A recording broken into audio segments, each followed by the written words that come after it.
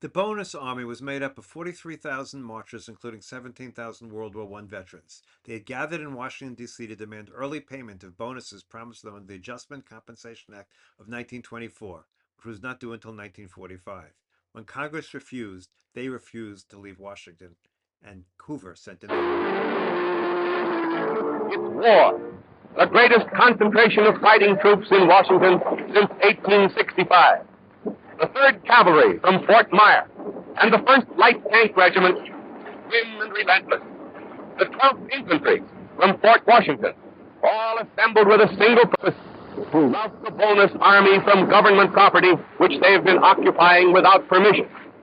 Property which has to be torn down to make room for new buildings. The bonus veterans have defied their leaders. Police cannot handle them since the riot this morning that ended in 1 death and dozens wounded. And so they're being forced out of their shacks by smoke bombs and tear gas hurled by the troops who have been called out by the President of the United States.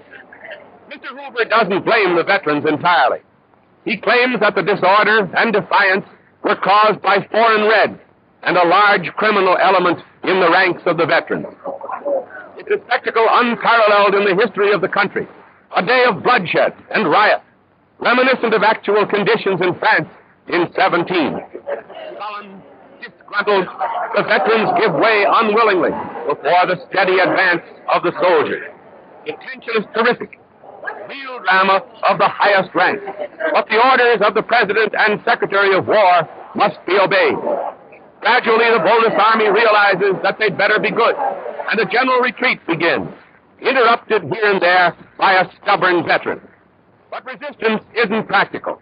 They soon find out that it doesn't pay to monkey with a buzzsaw, and there's an occasional free ride to jail or hospital.